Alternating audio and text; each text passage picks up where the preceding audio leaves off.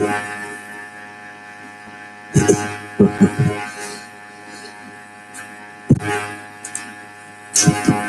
hip-hop writer is a creator, composing understanding words of cultured brilliance, powering a rebalance of the elements equally.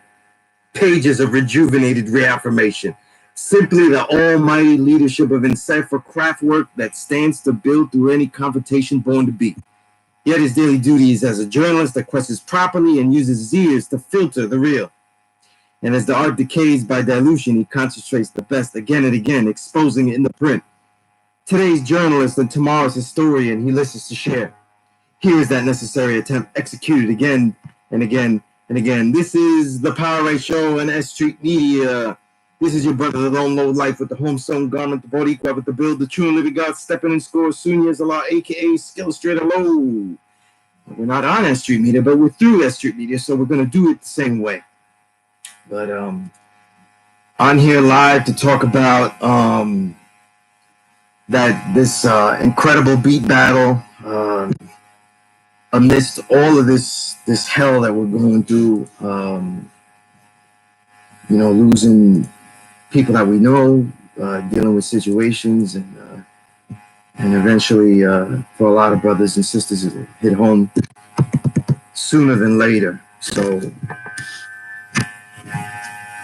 one of the respites that we have is the little things that we can do to really build. And this DJ Premier RZA battle, I just want to speak on it for a little bit because I think that people keep saying, hip hop won, and obviously it was a win before, but I think they're not really getting the reasons why hip hop wins and why hip hop wouldn't win if that was the case.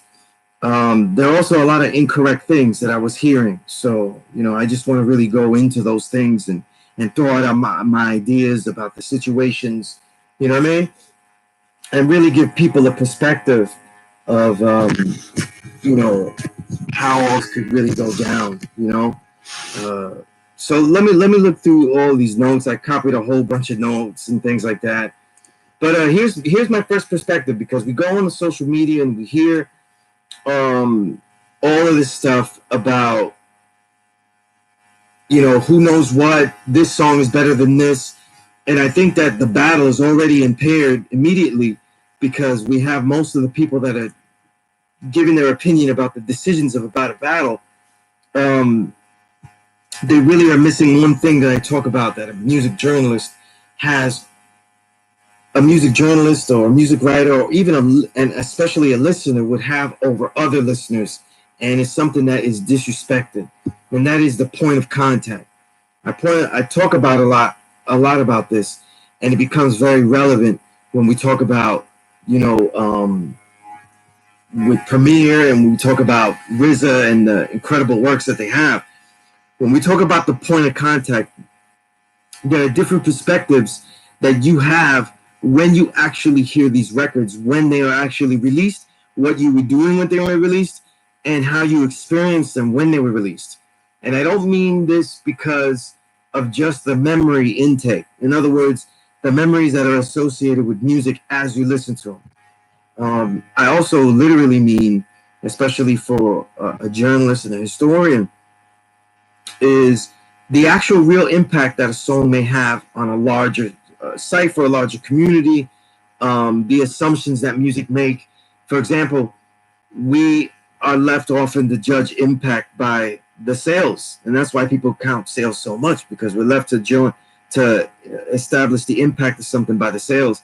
And then we realize, if for those that were really there, that nobody really liked that stuff anyway. You know what I mean? It was a populace that had nothing to do with really where hip hop music and the culture and the lifestyle were really something, for us, for our people, the people that it was made for, so I want to go through some of these ideas here, but the point of contact is something to not forget. I find it funny that a lot of people that had a lot of opinions, and I'm going to talk about point of contact a little bit more, because when it comes to things like this, DJ Premier versus RZA, you see a lot of people my age that actually lived through all this, that weren't there hearing any of this shit. They weren't listening to anything Wu-Tang related. They weren't. They were engulfed in in the reality of Miles Dyson. You know, the Miles Dyson of hip hop, Puff Daddy, who invented the A side B side combination, and they were obsessed with the A side, and then only caring that the B side exists, but not knowing of the B side. Okay, so these B sides, meaning really the core of this battle's framework for Primo's strategy, was basically his legitimate hardcore B-sides that kept A-list crossing over, dare I say, and you know I do say it, selling out artists of talent, right? The pop MCs, right? Most notably Jay-Z, the legendary pop MC, right? The ultimate pop MC. Primo was the ideal B-side creator for these pop MCs. So people didn't care about the they didn't care about the B-side. They just wanted to know that it existed and that the A-side pop performer that you were listening to had legitimacy, was still legitimate. And that's what Miles Dyson, Puff Daddy, innovated with that idea where you could have the A-side, B-side, and still be legitimate. No one cares what the actual B-side actually was until we do battles like this, and then we hear 1,000,001 questions, you know, until we do battles like this. And what do we hear? Let's go down the list here. And we hear the kick in the doors, the unbelievables, the 10 crack commandments. You know what I mean? So every time someone has an argument in the pre-stages of hip-hop crossing over into pop filth, you say, oh, look, he's selling out and stuff. That would be me. That's me. I'm that guy, right? And they go, no, look, he has unbelievable. He has 10 crack commandments. He's not selling out. And I'm saying he is selling out. He is crossing over. He's giving you a diluted A side. That's on purpose. It doesn't, and you know, you can't blame the scientist on that. You know, you can't blame just Puffy on that. You can't blame the individual. And by the time Jay-Z makes that his hallmark, we already call it genius. We don't call it manipulation. We don't call it cleverness. We call it genius. And then later, by the 2000s, the dark ages, you don't even need to call it crossing over or anything like that. We just say, hey, that guy Pitbull makes some real sellout crap. Oh yeah, but he used to really know how to rap. Yeah. I got this old mixtape. Let me dust this off. Yeah, it says here, yeah, you can read it here. It says here about 20 years ago. Yeah, he actually rhymed well. Yeah, respectably. Yeah, it's true. So, you know, all these pop songs we can enjoy. But when it comes to anything else, you don't really notice those things, you know. And you notice I give those ideas first because when we talk about a battle, like who won, who didn't, this whole framework of this battle, though, is, first of all, it wasn't really a battle between the two individuals, RZA and Premier, if you really, really study it. And that's a good thing. That's a good thing, and I'll give reasons why. But everyone that would be judging this battle as a far populace, I don't trust the populace, just like I don't trust the populace with buying who buys the most records. So whoever votes Primo or RZA is gonna vote it for all the wrong reasons for me. You know what I mean? So I don't have any kind of confidence in that as well. You know what I mean? But here are some other ideas about, and again, remember, point of contact is a bill that I've always had because the point of contact is always important for those that are in there, because when we look at media today, and understand this, when we look at the magazines, the XXLs, the sources, the vibes, they aren't just a bunch of millennials writing. They are being led by people that were the same era that I was and are revising history or letting history be forgotten, which is a type of revision. So that counts when you judge this battle. And most of the people judging this battle haven't heard these songs in years because they don't frequent them anymore, and they're being judged by people that just went back the other day to get them. And there are certain cues in here and certain songs in here I know that they heard for the first time, you know? And so let's go through some of this, right? Some of the errors I heard, because I loved going on Twitter and interacting with Twitter and brothers that know their music, but they may not have lived through it or experienced it as firsthand. And what I mean by firsthand, though, is that sometimes what counts here is that you weren't buying the records when they were released. That enough is not point of contact. You may have, on a higher level, you may not have been there and gotten these records before they were released. And that counts, though. I'm going to tell you something. It counts to the perspective of hearing Capital Punishment from Pun before it's released and getting the vibe of what people thought about the album before it was released and before the big single, you know, Not a Player, Still Not a Player, became a video. And see what people were thinking then before that and what you were broadcasting before, you know? Peace to everybody online. When you get online, give your thoughts in the chat, give your thoughts and opinions or what you want me to answer to or what I thought about what. You know, I'll probably get up to it, but, you know, if I forget and stuff, because some things I might forget or might not be thinking about, you know? But yeah, one of the things to immediately note is that the battle was already changed the minute it wasn't beat for beat. I thought that DJ Premier, well, first of all, let's even rewind what compromised the battle before we even knew it was going to be song for song, before it was beat for beat. And that was the quality of the tracks, you know? I actually was watching the Instagram on my laptop so I could hear it even better. And, you know, I could, you know, enjoy a meal and enjoy this whole thing without holding up a phone. But either or, the quality of the sound, though, was corrupt on both levels. I didn't care for the sound and didn't see the magnitude of the sound on both levels, but it was so compromised on RZA's side in the very beginning rounds that it was so tinny. It really was just like a TikTok video of RZA just dancing. You know, it was just like, you know, and watching RZA watches Afro Samurai, you know, like it wasn't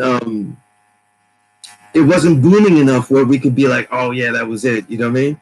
And again, if you're from the era I was where these records were released, you enjoyed these songs, even with the tinny production, shitty speakers.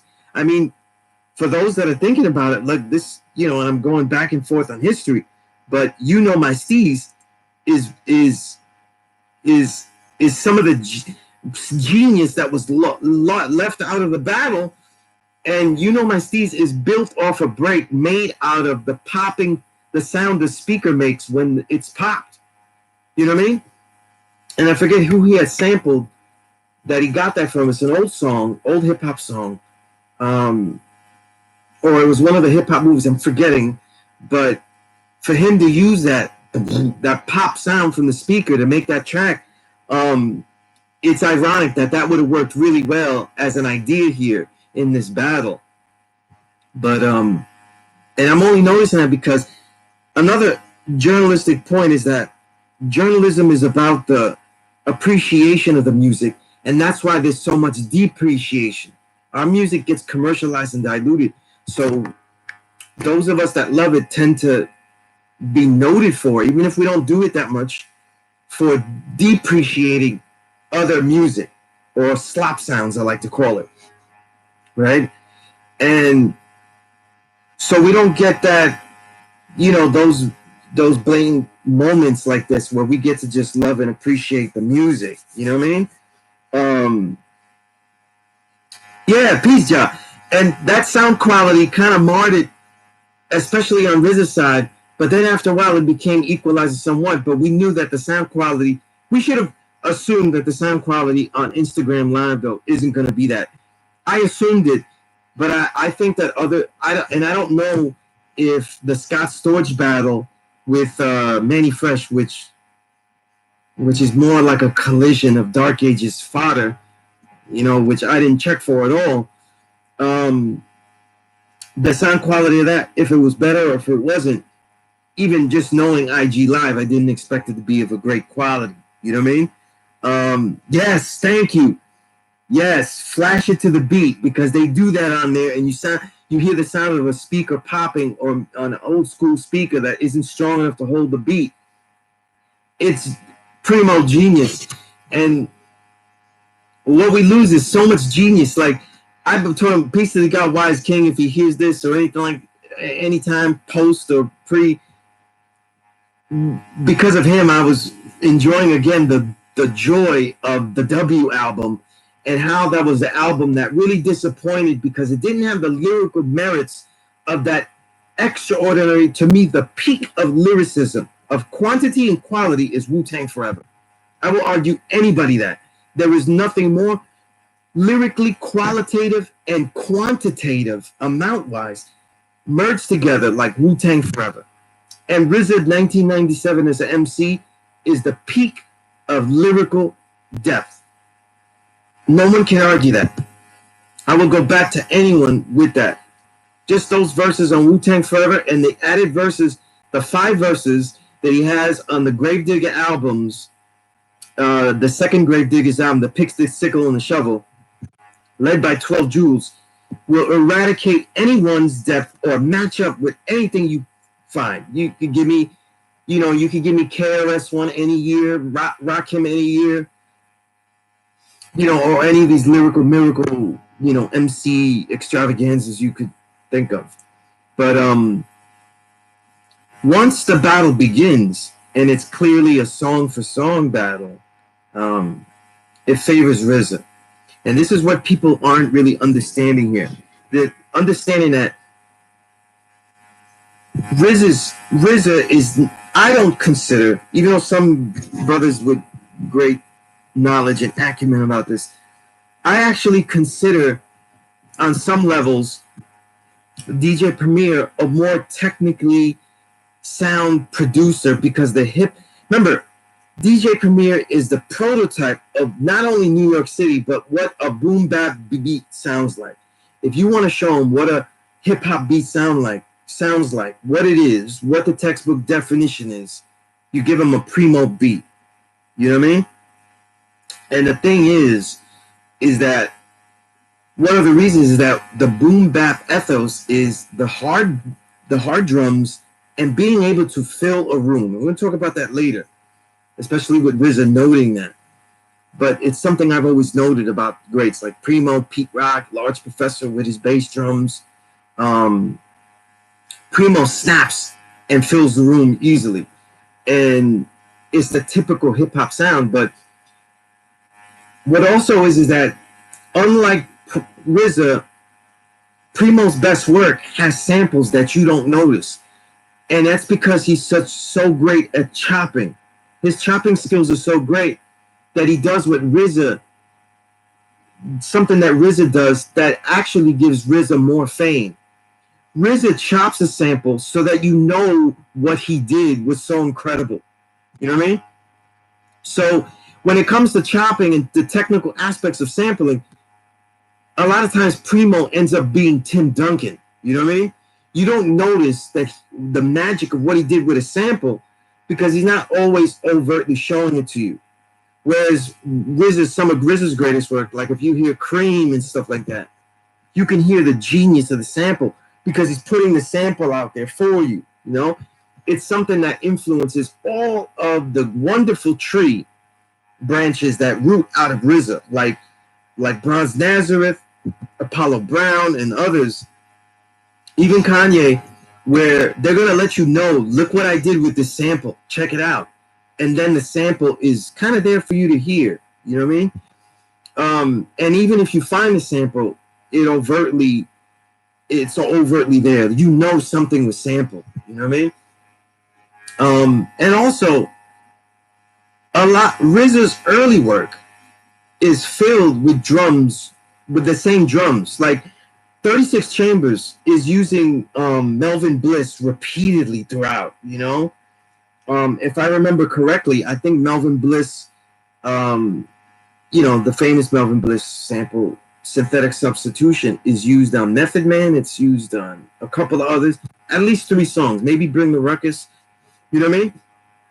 So the diversity of drum sequencing, drum sounds, these are all the things that make DJ Premier the more technically gifted when you judge things through a boom bap ethos. But when it comes to song making, and this is what the battle becomes, song making, RZA has the advantage, and here's why. We could say RZA's better, we could say RZA's better, or Primo is not better, or whatever you want to do. But the truth is, the way I see it, because to me, I'm still undecided, and goddamn everyone, I'm still undecided about who's better. I think Primo has more of a catalog. I think RZA has more of a concentrated catalog of you know, greatness. I think DJ Premier is a necessary pillar where if he wasn't in hip hop, we wouldn't have the music the way we have it. We need him. Whereas RZA is a special level, and as RZA song for song, the advantage is that the work that RZA made, it makes this knowledge of self, it makes hip hop itself, it turns it to an epic music, you know, and that's something that cannot be denied from the work that that RZA gave us. You know what I mean? So when we talk about song for song, going for song versus beat for beat, it really enables RZA, because aside from the legendary MC, one of the most underrated in history, Guru, only RZA's work has so many special classics because of not just great sounding songs, but actual songs. Song making skill is because he not only had the instruments he was working with, but he had MC instruments.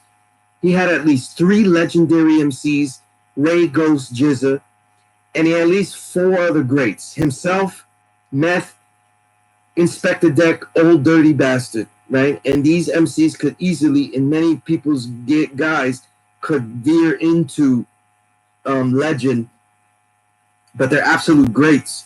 And then you have Master Killer, who's an incredible MC too, who personally is a great just because of, you know, it's my own like and dislike here going. But when we think about that, right? When we think about it, RZA has those MCs that he's able to use like instruments. Read through the Wu-Tang manual and see how he used them. He EQ'd them differently on each mic.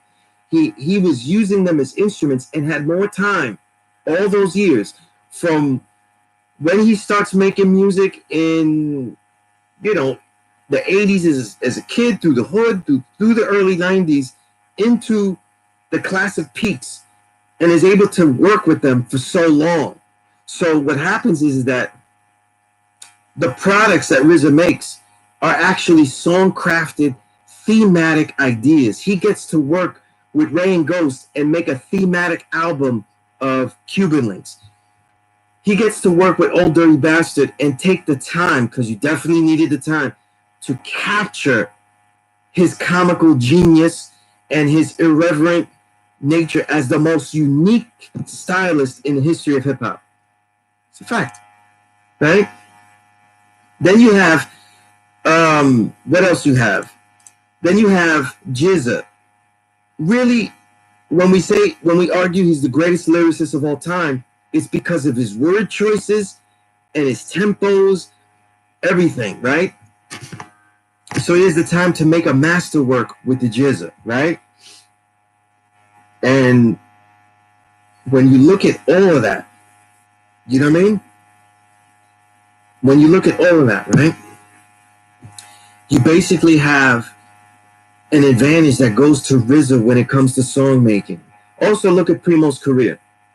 The MCs besides Guru that he made full albums with, they're a very great a very small amount of great MCs and very strong MCs. So you have the Black Poets, group home, from lower level to decent to very, very good.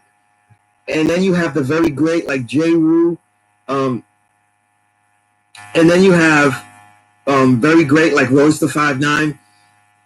But you don't have legendary like Guru on a consistent basis. What you have is a career of basically where, in many respects, like a great actor, Primo was typecast into a type of beat. People paid for a type of Primo beat that they wanted. I need Primo to give me that Primo banger. You know what I mean? So a lot of his tracks are going to have the same type of tempo and same type of striking power that they consistently have. So when we hear Mos Def Mathematics, we could easily get that song and go to Nonfiction, or we could go to J Live, or we could go to any of these great MCs and groups that he gave songs to, you know what I mean? And even not so great MCs that he gave these songs to that made a banger of high quality that, as a collector, I'm still going to get and still got, because I have to have everything Primo and hear the nuance and the detail. And again, the reason being, when people say Primo's beats sound the same, to hear the differences, you have to understand and really see what he's chopping, how he's chopping, and what he's doing. And people aren't going to do that. You know what I mean? And it's what happens, Saladin, when you have your own unique style, that it also becomes it becomes homogenized, or it becomes a standard. And when you make that standard, sometimes they run away. Even RZA made a standard because of aspects of his production, which in this case mainly is the soul. See, I've said this in pieces I've written. I've said this everywhere. RZA didn't sample just soul songs. He sampled the soul and the blues and the heartache out of the soul song, which wasn't being done. Shame on a Nigga has the same sample as Talk Like Sex, which Marley Marl did, if I'm correct, right? Or I'm getting it wrong here, and I'm losing all my stripes as we speak. Let me see here. Because I'm forgetting who used that sample here. But give me a minute here. I know Marley Marl used it, but I'm forgetting who he used it for. But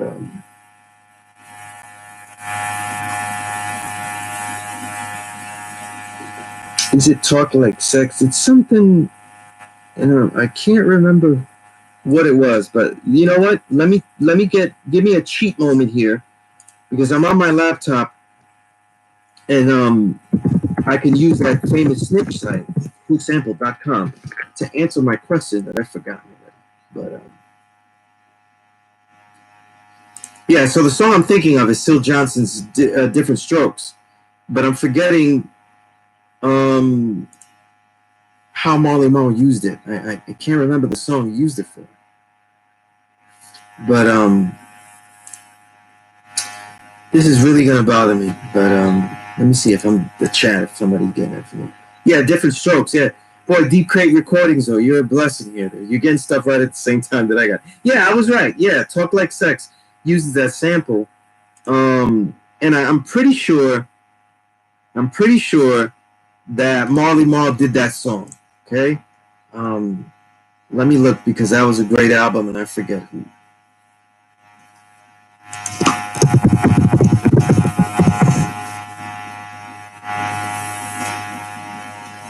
My Wikipedia clicking is slow here. Shame on me. Right? Yeah, it lists Cool G Rap, but I always heard that Marley Marl did that beat. But let's say for argument's sake, it doesn't matter. It's using Talk Like Sex uses Shame on a Nigga.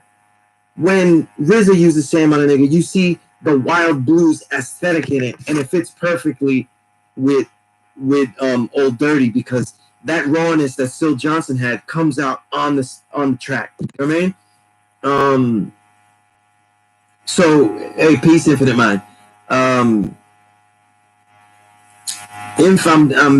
I said I was going to be live an hour before, so I had these ideas I can't even comprehend. I haven't processed fully what you had text me, but I just want to get these thoughts out there. And the one solace that we continue to always have, in all these times and so many people close to us, is this music. And that's what I loved about last night. I got to forget about all this stuff. And so I talked about the instruments, right? And the typecasting that Primo went through. And I think that people don't realize that when what was lost in the battle is that with Primo not mining his Gangstar, with him not mining Gangstar, we're not mining Gangstar for more hits. We're mining Gangstar because the thing about RZA is that because he had so much to work with and so many great MCs, those classic works that he has between 93 and 97, a lot of those great classics are experimentation. Look at how the tiny less than 2 or 3 seconds of Ann Peebles, the Ann Peebles song is used for shadowboxing. That's experimentation. That has a high probability of not working out.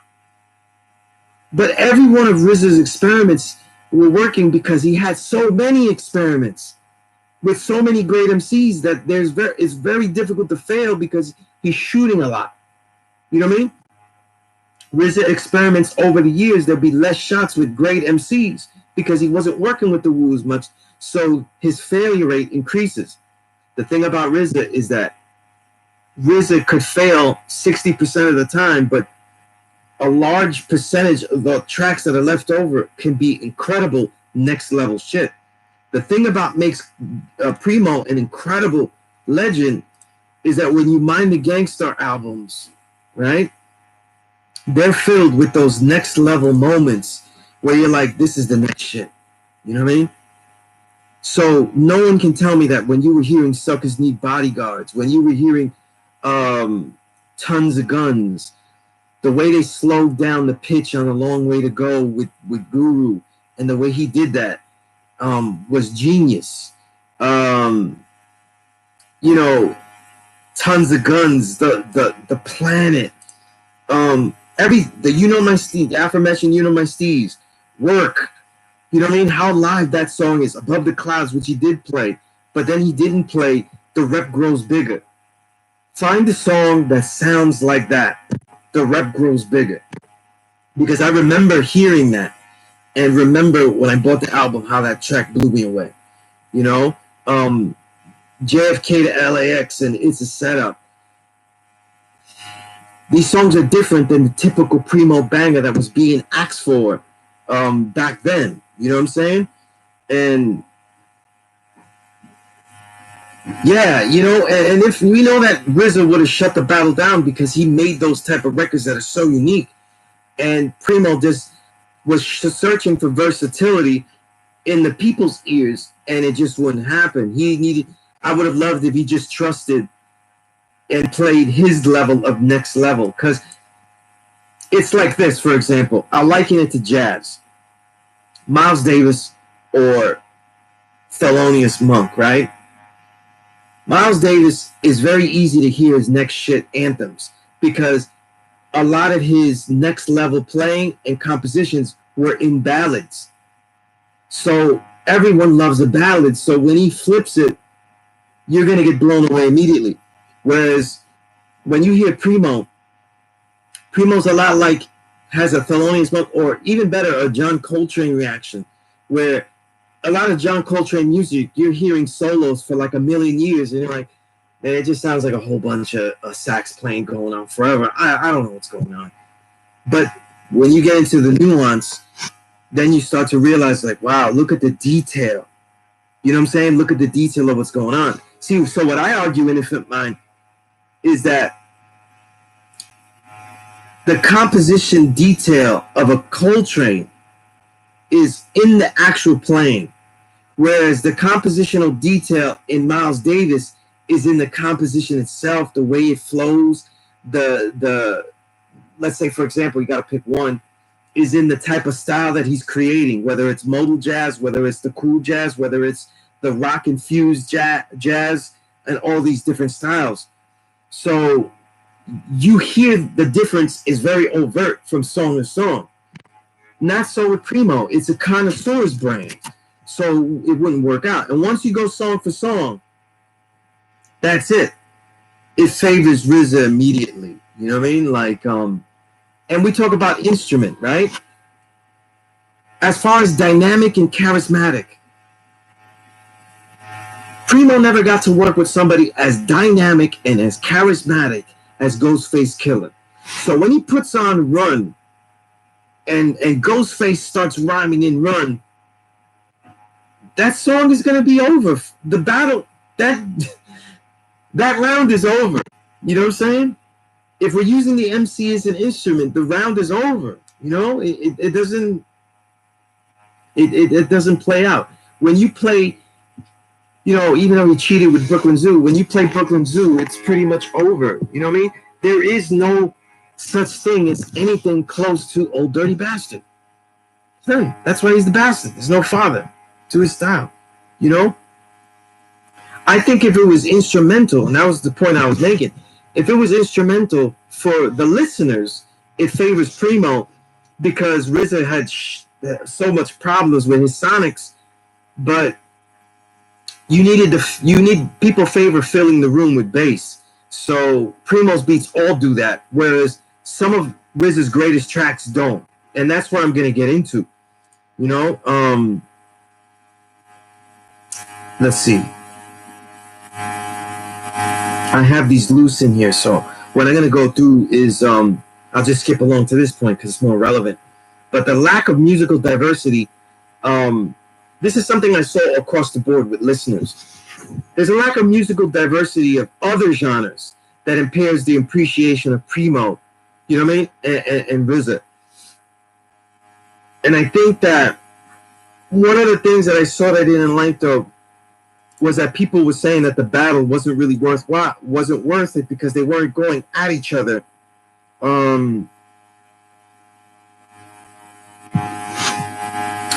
man, AG, let me stop here. I disagree with that, you know, and well, you know what? Let me not, because KRS-One. Oh man, I seen KRS-One do, you know, MCs act like they don't know live though, so I can't even say. But the Run is an ultimate vehicle for Ghostface Killah though. Like you hear him running, the franticness, you know. But at the same time though, there's the point of impact, AG, because yeah, that's true. That's true. But see, RZA is gonna get a pass because RZA drums have never been crazy. As I was saying before, RZA's not a guy. He uses the correct drums for the song, but not unique drums. So his drums have never been totally unique. Like Incarcerated Scarfaces is incredible, but we've heard that drum a long time ago, like a million times. You know what I mean? And so if we break down the quality of the song, Primo is going to win on a lot of facets. So beat for beat, Primo is going to end up winning because when you break down the beats, they work. But when you look at a song like Protect Your Neck, song for song, a lot of songs can beat technically. You know, yeah, the buzzing sound is my laptop. But and I don't know why it makes that sound, but when I do this live stuff. But or is it my RZA sound? This is my RZA sound in the back, though, to be sampled. You know what I mean? But a lot of RZA songs, when you break them down, they have their parts don't equal the whole. You know, and that happens especially with the drums. You know what I mean? But you know, because a lot of 36 Chambers, like I said before, is using the same drums and not really very innovative either. You know what I mean? Yeah, the complex is using several sounds. Yeah, you know, and as I say, like, here's the thing, Infinite Mind. I think there is a great worth to collecting the instrumentals of RZA and Premier, but even more so with RZA, because RZA instrumental albums of his classics, like the Iron Man album instrumental and the Cuban Links instrumental, Liquid Swords instrumental. Let's use those three. Those albums on instrumental sound totally different. So you could hear the details in Glaciers of Ice. You know, you could hear the little tracks being used and all that. And I don't think that with fans that would have came across, that they would have heard all that stuff. You know what I mean? Especially on the IG, so it didn't really matter. You know what I mean?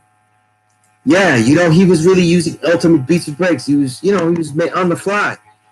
RZA's gift with the music is really the sample of the music, not really the sample or the drum quality or something like that. You know what I mean? And I know Infinite Mind, you know, because we had these instrumentals and I was watching you freestyle with all these instrumentals for years, you know what I mean? So we was going into the nuance of like Marvel. Are we going to play Marvel and let that shit ride for about 10 minutes? Because you need about 10, 15 minutes to hear the details. You know what I'm saying? But again, to me, ultimately, before I continue, there's no real winner, you know, like as far as who's the better producer. But in the battle, because it's song for song, RZA was winning consistently. You know what I'm saying? He was winning consistently. So I'll do one that hits home for AG. You know what I mean? I'm gonna do one that hits home for AG though, right? And he'll wildly disagree with this though, right? I'll give you an example of how RZA was winning easily, and it has nothing to do with the quality of the song. Two songs that have abnormal high quality. They're classics. They're incredible, and that would be the interesting round to me was Wu Gambino's versus The Enemy. You know what I'm saying? And The Enemy is credited like a Big L song, but to me, I saw it as a Digging in the Crates song because it's on a Digging in the Crates album. That's when I actually got it, you know? And the reason I say Wu Gambino is because the song, the next level, the impact of that song was bigger. You know what I'm saying? It was big. That's so important to the whole nature of what the album was about. You know, so like if the album was about that song, you know what I'm saying? The album's characters were about that song. But if we break it down technically, it's really a tie because both songs are that good. And the thing that Primo did so good that makes that song so classic is what immediately was vanished and what you don't hear again once it started. It's the way he cut up OC in the beginning. You know what I'm saying? The way he cut that up in the beginning is really the magic of Primo. And I don't think that in the battle, if Primo was really battling, he would have showed the songs and let the cuts get into those songs, because a lot of people don't know how to cut into a song. Look, let's see. It's now no diss to RZA, right? Did you hear how RZA would cut in the songs? Very rudimentary, very basic, and let the cuts come in. When Primo was showing him, this is how we do the opening session for the show, and he's cutting in. There's just a richness in the cut. There's a richness in how he's doing it. And if you really understand DJing, there's a richness in the way that Primo cuts up the songs. You know what I mean? That song is kind of a draw to me. You know what I'm saying? And that's why I bring that up. As far as impact on the listener, they probably would go, you know, Wu Gambino and stuff. You know what I mean? And things like that, you know? And considering that it's a song from like an epic album, you know? But that's what I was thinking of. Also, too, one of the things that I didn't like about people saying it's not a battle, they're not going head to head, they keep talking. It was so funny that people didn't like the conversations that we're having. And I'm like, this is what we're here for, the conversations. We're here to hear these elders really build and these geniuses really build and admire each other, because this is what happened. This wasn't a battle. It was two.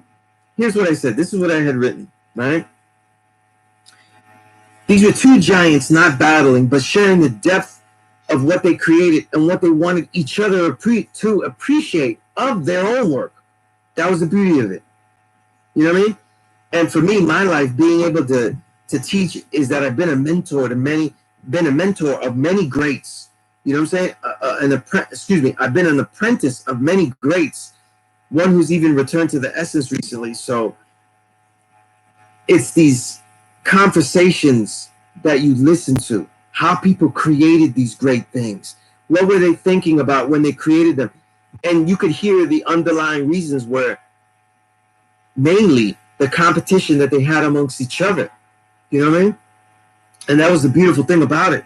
And one person was actually tweeting that Primo was riding on RZA because he was sweating criminology. But if you listen to criminology and then link it with something that RZA said before, RZA said that Primo always gets a body, fills the room with his track, right? When RZA says that, it's not that RZA doesn't have songs that don't fill the room. It's that some of RZA's greatest songs actually can't fill the room the way a Primo song can. And that's just the way they had to be made. And one of the great examples was the one that Primo appreciated, which was Criminology. Criminology is a genius mixture of two soul samples together. You know what I mean? And the way they morph together and then isolate, you know, is just the Sweet Inspirations and Black Ivory. It's just genius. You know what I'm saying? So, you know, when you hear stuff like that, right? And when you hear, when you hear stuff like that and you hear the genius, it's really two great legends appreciating the work that each one had. You know what I'm saying?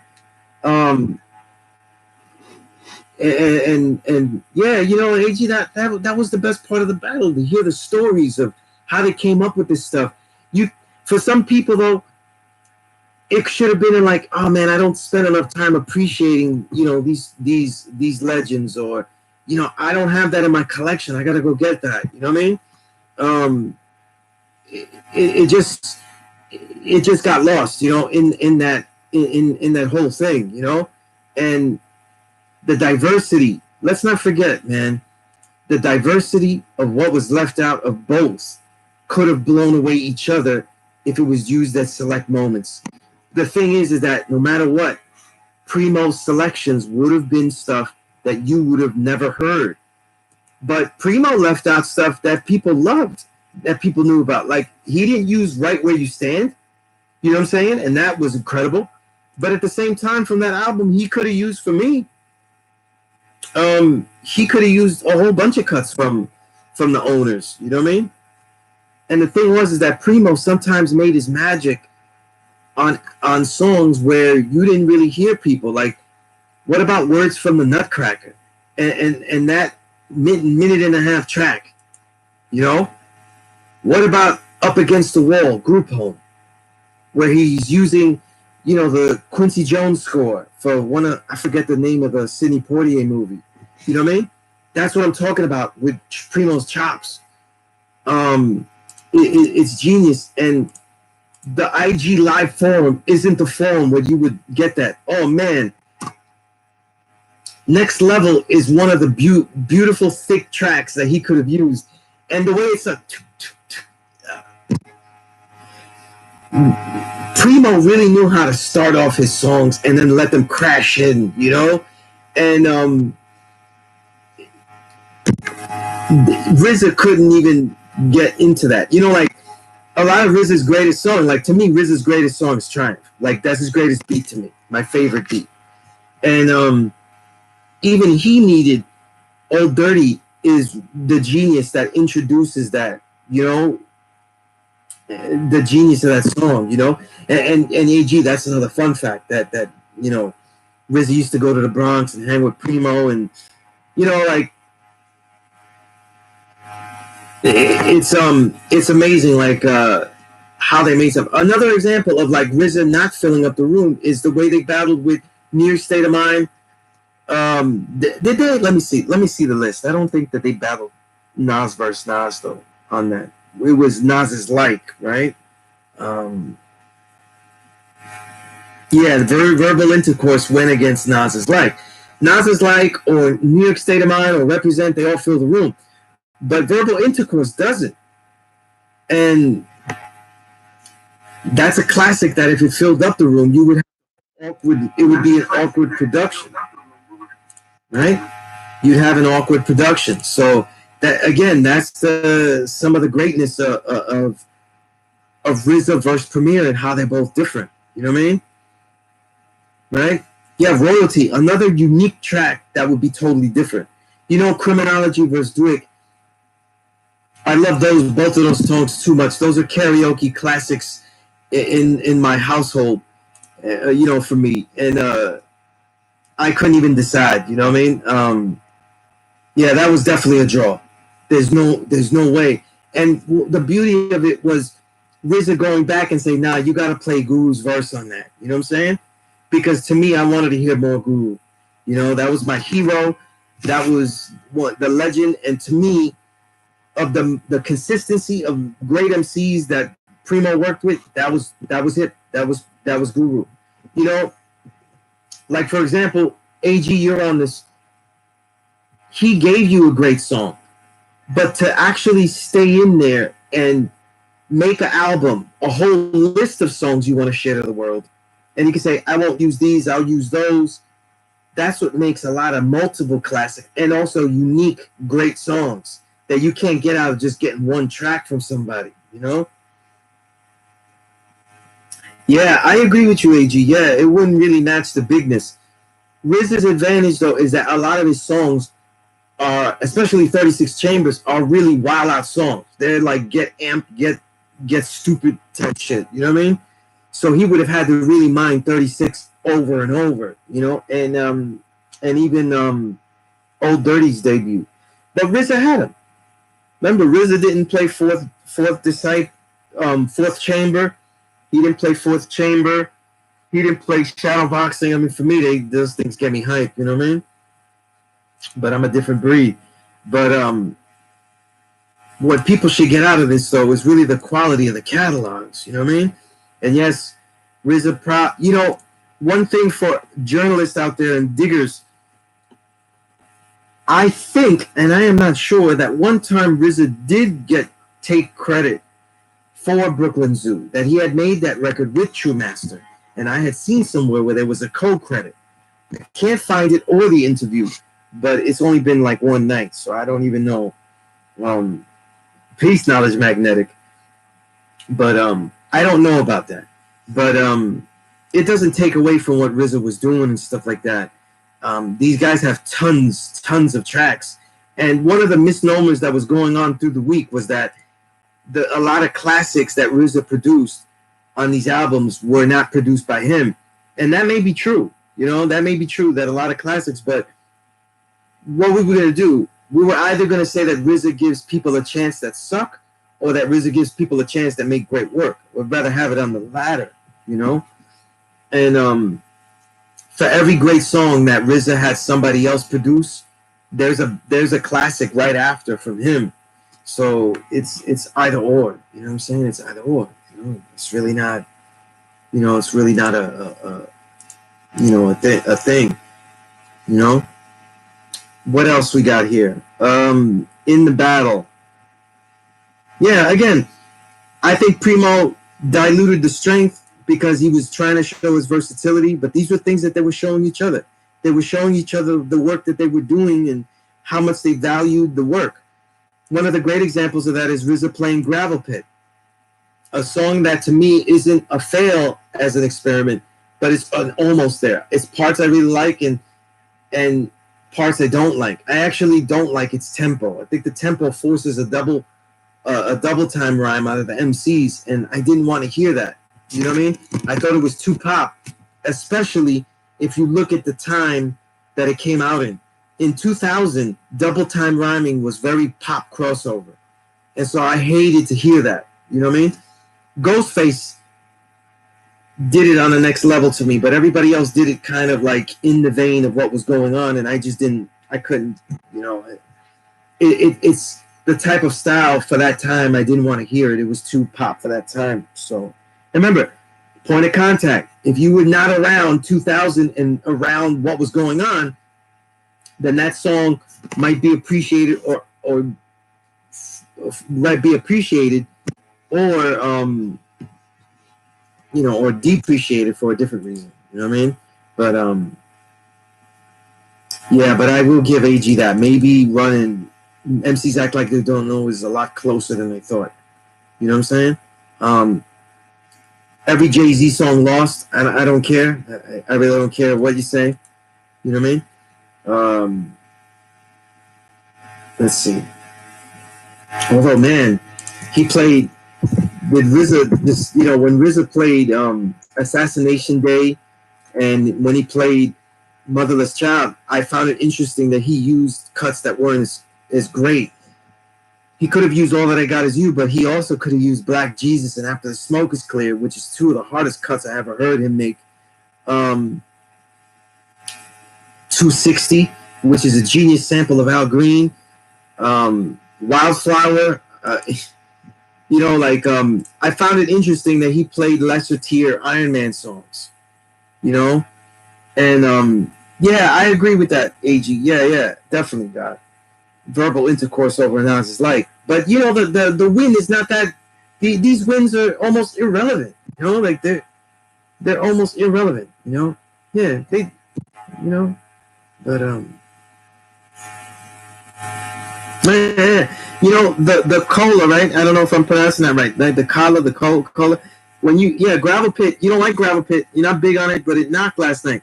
That's the whole thing about Gravel Pit, though. It tends to grow on you. And that's why I said, instead of worrying about Gravel Pit so much, use that as an opportunity. Go dig into the W album, because the W album is one of the most slept on beat classic albums you'll ever hear. You know what I'm saying?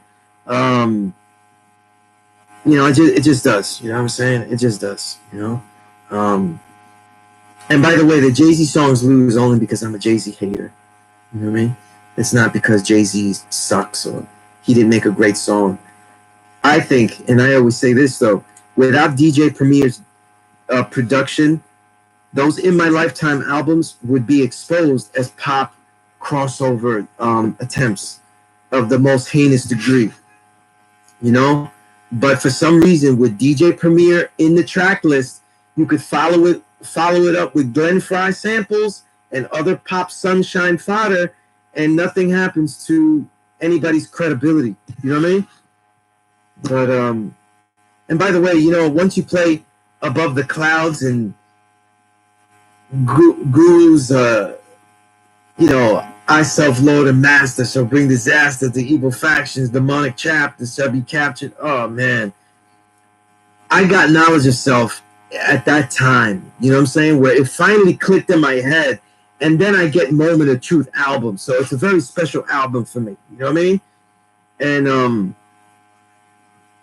yeah, listen, I'm going to give you a tip, because I don't know. I'd love to hear what AG says about this, right?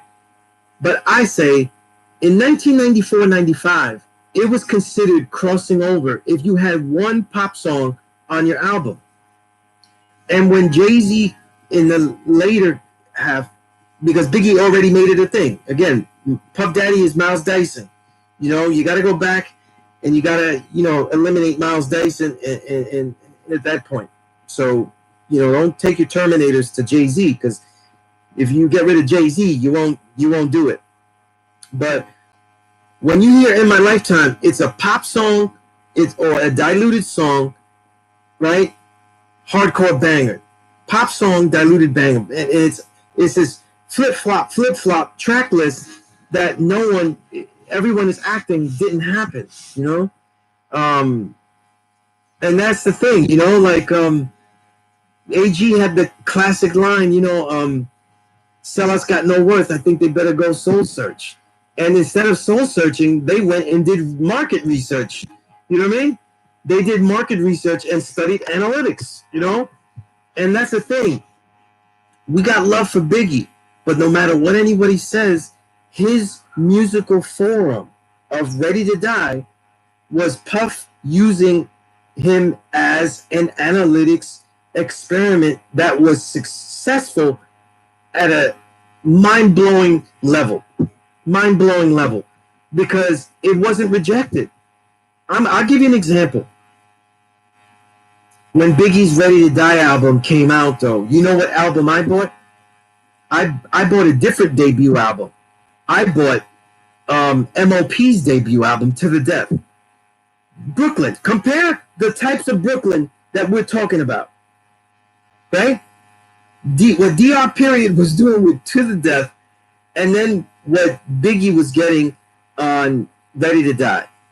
And a lot of Ready to Die works because you have Primo reaching a peak that he'll never leave, literally, like he never leaves the peak, and the peak that Easy Mo B was at, because Easy Mo B is giving classics to Biggie and Tupac at the same time with totally different styles, and one is more musical, has more emotive quality. One is hardcore as hell. You know what I mean? And when you look at it, what Ready to Die did was it took what P. Diddy, aka Miles Dyson, learned under the apprenticeship of who was he learning with Heavy D in the label? I'm forgetting the name. But Heavy D was his model, and the label that Heavy D was being sold at, because Heavy D to me wasn't crossover awkwardly, and he was naturally charismatic. You know what I mean? Thank you, Andre Harrell, right? So maybe P. Diddy, like if you're a Terminator, maybe we can't even get rid of Miles Dyson. We have to go back further. You know what I'm saying? And as we learned from the new Terminator, it still happens and all this kind of stuff. So you never know. You know what I mean? You never know. But I like to think that, like I said, and I could say all this because when I say point of contact, this is what I mean by point of contact. Everybody knows that knows me, right? And this is before I knew any kind of kung fu. I was out there in front of Beach Street as a Boricua on Beach Street, in front of Beach Street Records. Like I was one of those guys with a plaque saying, "Look, the doom of hip hop is coming." You know, Ready to Die will spell the doom of hip hop. You know, that was me. That was me going into Double XL, and I was saying, "Listen, all this stuff right here, it's gonna mess up hip hop. You can't mix that. You can't use Isley Brothers like that. You got to do something else with it. You can't just use it straight up like that. You can't use Between the Sheets like that. You know, it's blasphemy. It's gonna let other people use it like that." And I didn't make that up. If you want to know why the West Coast was always hated on, it wasn't because the West Coast didn't know how to rhyme or that they rhymed about crime and shit like that. That's everybody on their self-righteous shit. You know what I mean? They loved that the West Coast made it easier to rhyme about crime and everything that we were talking about. You know what I mean? That they made it easier and more commercial, that we could do this everywhere. What hip hop here hated was that they were using samples that was blasphemous to use, that you had to chop them. You can't use the spinners like that. You know, what was it, Drew Down, whoever it was, you can't use the spinners like that, you know? You can't just take their biggest hit and just flip it, you know? And we made that a thing, and now here comes Puffy, and he's using it. You know what I'm saying? He's using, and so now, because the streets become fickle, you can't tell a person, "Oh yeah, I don't like More Money, No Problems. That's a real pop song and stuff. I don't like." So he says, "Oh, so you don't like Diana Ross? You don't like Upside Down?" You know? And now we have to explain the whole point of sampling. You know what I'm saying? Yeah. Yeah. It's like, you can't use that. This is the rules. You know? These are the rules. Like, you don't use that kind of stuff because you have to show some kind of skill to actually change it. And here we go. Primo, all that time, is being used to typecast like, okay, I have a Primo beat. I am official. You know? He's holding a career up. He's catapulting a career up, you know? And I think that if we went along, though, and we went in my lifetime track list and we took out Primo, and we took out Primo here, and we took out Primo there, and we took out Primo here of Jay-Z's catalog, we have a lot of shit left over out of those In My Lifetime records. You know what I mean? It really changes the whole narration, you know? And it's the development of what would be the pop MC, someone that has exceptional skill and talent, but is doing things that go against the art form on other respects. And it's hard to judge that. It's hard to not sound like a hater. You know what I mean? When you say stuff like that, you know, oh, you're just hating on him and you're hating on this and that. And it's like, it's what it is. You know what I'm saying? That's what it is. That's how it went along, you know? So when we build the, when we build the Terminator and we go back, though, we need some help, you know? Because even if we get rid of, Miles Dyson, somebody else might have learned from Andre Harrell. You know what I'm saying? Right? And the thing is, though, right? Even, it's funny, even when you get something like Ready to Die, hip-hop still makes it grimier. Because Capital Punishment is the grimy version of Ready to Die. You know? From an MC that me personally, I felt was more naturally charismatic than Biggie. I felt Biggie was told to make those. And if you look, they took that off Wikipedia and it's common knowledge. If you really know, Biggie made the great songs that you love, the Things Done Changed, Machine Gun Funk, all of those classics. And then Puffy looked at it and said, where are my hits? Where are my hits? And then they had to go back and fix those. Right? Capital Punishment is able to make a record that has the appeal because you have an MC that is so naturally comedic, naturally comical, that he could make all these things. And I feel like, thinking back to Lincoln RZA, if Old Dirty Bastard had the focus of Pun, he would have been able to make that type of record again and again and again. A complete album of everything in it. People, unless you get knowledge yourself and talk to the elders that were around, you don't realize how smart A-Sun Unique was and how clever he was and how everything was really coming from a history of studying performance, studying soul music, studying the greats.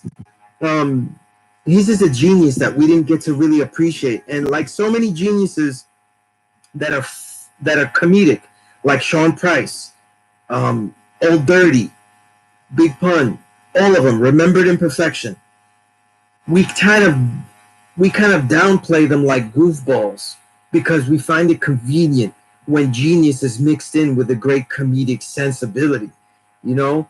And those three guys were able to actually convey that on the record, you know, and it was beautiful. You know what I mean? It was beautiful. You know, imagine a record, not just one record. I'm talking about like maybe at least a lowball and give me a 7-track EP of Dirty, Old Dirty, Big Pun, and Sean Price. How wildly charismatic and off the wall a record like that would be. You know what I'm saying? These guys were able to translate their genius and comedic sensibilities and intelligence onto, because all three of those brothers were very well read from everything I ever researched and was told about them. You know, they were well read, they were well schooled, you know what I mean? Just not in the formal schooling that you think, you know? And so, you know, it was really, really great, you know what I mean? But the thing to get about this battle, here's another dart. Since I'm throwing the darts, let's throw the darts at Kanye and, you know, we can finish the dart segment and we can even end on it. If you want to see the dilution of the Dark Ages and its products, don't look at trap rappers. Look at the songs that RZA played from Kanye. And that's where you could see the dilution. You know what I mean? The Dark Fantasy is such a good example because Dark Fantasy has all of the things that RZA works on to amplify in his Bobby Digital work, and how it's made cookie cutter soft by the time it's made into a Kanye song. You know, the groove is there, but compare the groove to It's Yours and how It's Yours grooves but smacks. Whereas this one kind of fades. It doesn't pop out. It just levels off. You know, the piano, the flickerings, the church chants is like cookies and cream on the top. The frosting of the soft cascading harp-like bells in the background. This is one of the softest cuts I've ever heard in my life. You know what I mean? Oh yeah, you know, yeah, AG definitely being honest. It's simple. Anything I say, yeah, you know. But when you listen to Dark Fantasy and you compare it to even some of the work, not in this battle, but some of the work that Bobby Digital RZA was doing as Bobby Digital in his digital production, it gets lost. And I would like people, like, if they're gonna use this to mine backwards and see the things, look at the experiments RZA did with a West Coast like sound that he did in the early 2002 year. So go look up the Killer Bees album, but not the first Killer Bees. You look up the second one, the Killer Bees, The Sting. Look up Killer Bees, The Sting, and listen to Spit That G or Woodchuck. You know what I mean? Listen to those two songs, Spit That G and Woodchuck, and and tell me that RZA didn't have. Oh, definitely, AG, definitely. It'd be an honor. You know, listen to the genius that they made, that RZA was making with West Coast sounds, and the group that he had. I'm forgetting the group. If somebody's quick enough, it had the North Star. Listen to the tracks that he gave North Star on their album. RZA was doing West Coast experimentation. He was doing in the Bobby Digital records, right? You look up the Bobby Digital records, right? And by the way, it's a plug to my eldest daughter, Luna. She was born 2 days after RZA's second Bobby Digital album came out. So that's what I was listening to in the waiting in the waiting room, and when I was waiting to get in there.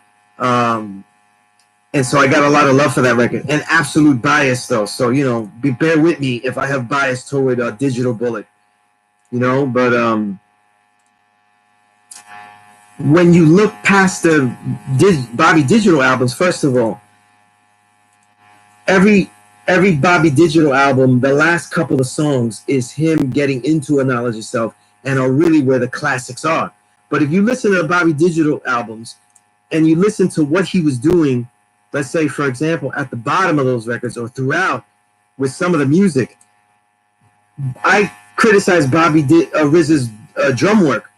But if you listen to his drum work when he was doing everything digitally, you see something different when you hear Brooklyn Babies, when you hear Bong Bong, you know what I mean? When you hear The Righteous Way, Build Strong, Sickness.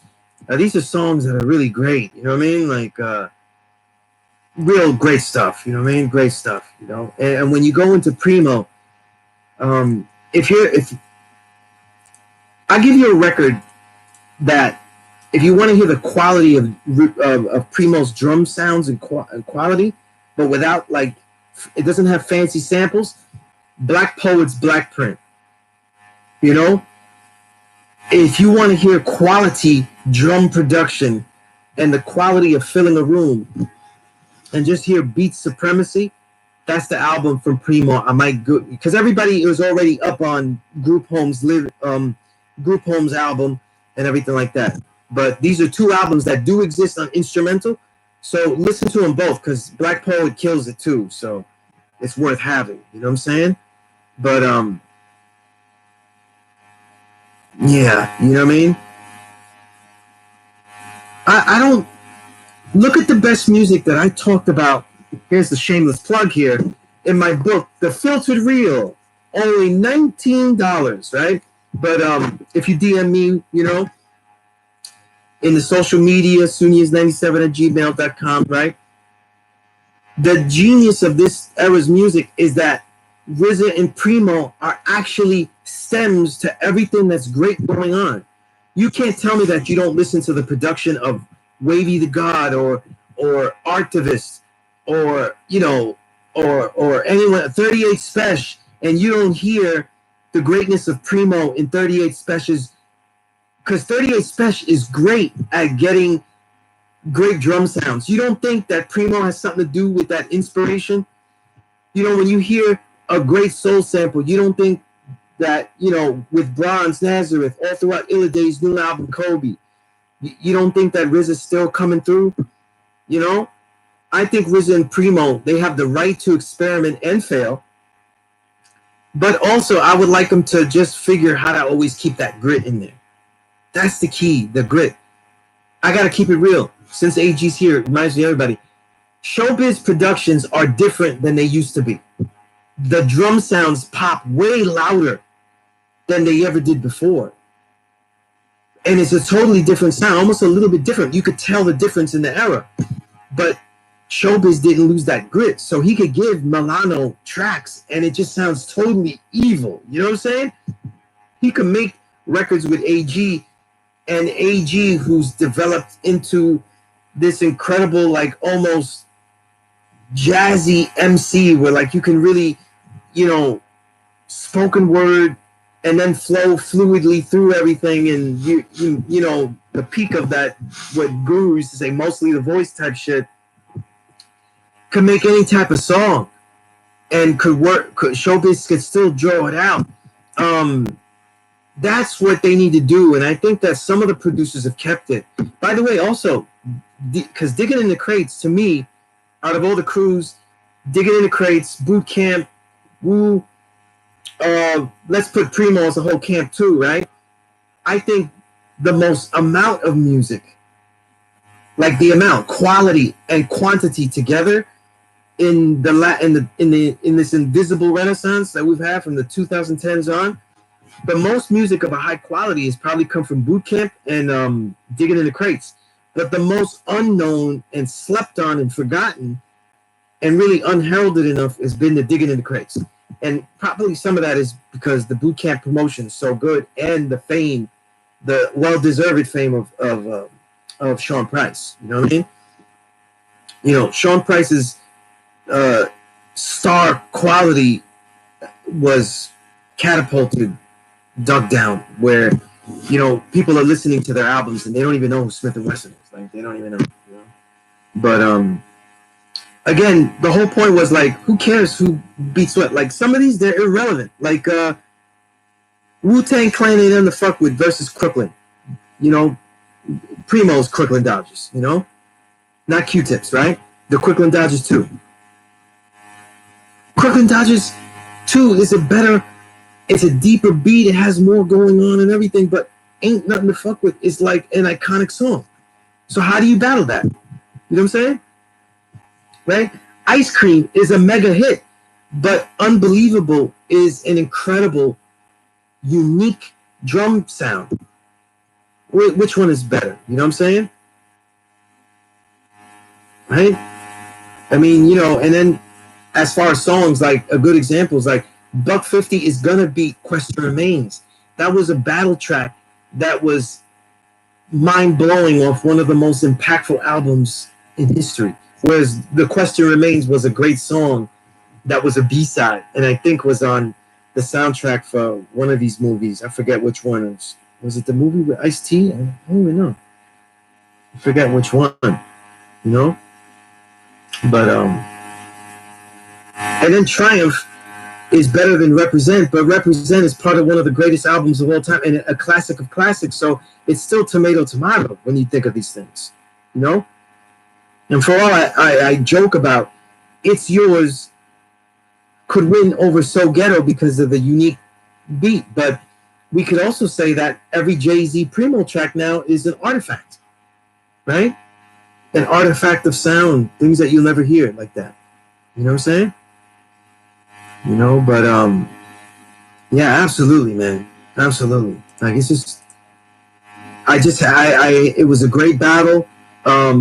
As a completist, mind you, just to give you my collection, I go into it. As far as RZA cuts, like RZA things that RZA rapped on or produced, because I don't have a separate playlist for it, even though I did make other types of RZA playlists. I have at least, let's see what the number is here. I have 841 songs for songs that instrumentals, songs he rhymed on, songs that he produced. For Primo, instrumentals and songs he produced, let's see how many I got. That's going to be about the 700 range, I think. 715. So these things only make you have the joy and go back and be a completist. You know what I'm saying? And if you miss some of these songs, like The Enemy, like we always want to hear Fat Joe rhyme and what's Fat Joe's best rhyming and stuff, right? Primo played one of my favorite Fat Joe rhymes of all time. That verse that he had on The Enemy was incredible. You know what I'm saying? He just sounded great, and when people try to downplay like Joe never was going to be a good MC anyway, this and that, Joe was not afraid to become Scottie Pippen or even seem like Ron Harper by working with Pun. That shows a lot of lack of ego when it comes to MCing.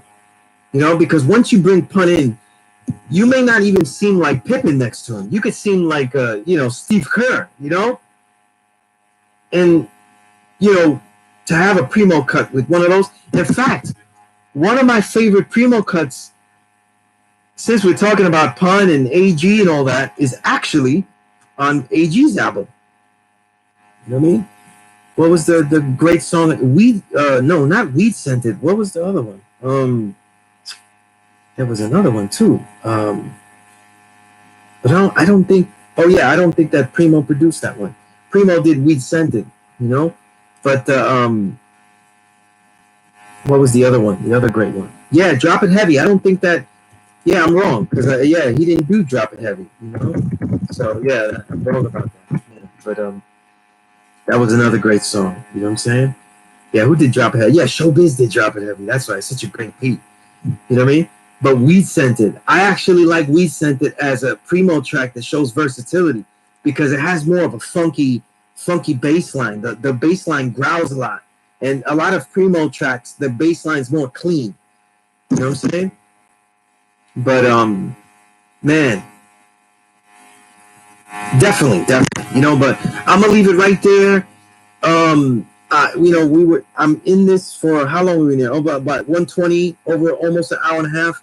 I didn't even know I was gonna say all this though. Don't do what I do and worry about getting rid of Miles Dyson when you're thinking late at night and you can't sleep. Think about enjoying all these records because these guys are still making music, you know what I'm saying? And instead of just hating a song, like, you hear RZA experiment, like the experiments that he had at the end, like with Reverend Bird, they don't sound that great. You know what I'm saying? They don't sound that great. But listen to what he's doing. Try to analyze, like, why he would go like this. Because let me tell you something.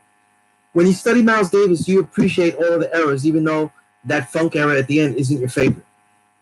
So I think a lot of these producers, though, and even other artists, though, you can learn a lot from the experiments that legends make, and it could catapult you, maybe you figuring out that experiment into your unique style, you know what I mean? But appreciation was the name of the game, though, And if you didn't come out appreciating all the great work and feeling like there should have been songs that were better, then I don't know what to tell you, man. I don't know what to tell you, though. It couldn't have went more great than it went last night. It didn't matter what the hell they played. You know what I'm saying? You go to a Stevie Wonder concert, so trust me, Stevie is not going to be able to play all of the songs that you love because he has actually more hits than he can sing, Stevie Wonder actual hits is longer than a 2-hour performance, let alone the album cuts. So that's what it's going to be, But, I'll let it go on that note and, say peace to everyone in the room. And, I might do a couple of more of these as topics, and before, till we get back into the actual studio and, we could really build and I could really go through some things with the quality sound and stuff, and we'll really get a great show like that, peace to everyone. Peace, AG. Yeah, what you asked, it'd be a great honor. You know what I mean? Absolute honor to build with you on any level like that. You know what I mean? And peace to the gods, man. You know, Infinite Mind. I saw Infinite Mind. He was all over that chat. He was going nuts. You know what I'm saying? But you know, check the new artists out and everything like that. Keep in tune. That's also one thing that Primo does really well. You know, Primo, Muggs, Showbiz, they've kept in tune more than RZA with the legends and the greats of today and kind of merging the two. That's how you keep your sound relevant, you know? When RZA does that, his sound will even come back even greater. You know, it's the grit. Got to keep the grit, you know? I could write as bougie as I can. I always try to keep that grit of growing up in poverty and still going through hell. So, and the plight of our people always entwined into that. You know what I mean? But until next time, there'll be a lot more stories to tell, writings to reset, and records to rewind and reminisce. I'm your host, Sunya Zala, and this has been another episode of the Power Right Show. And as always, the Power Right Show is a never respect fake broadcast. Peace.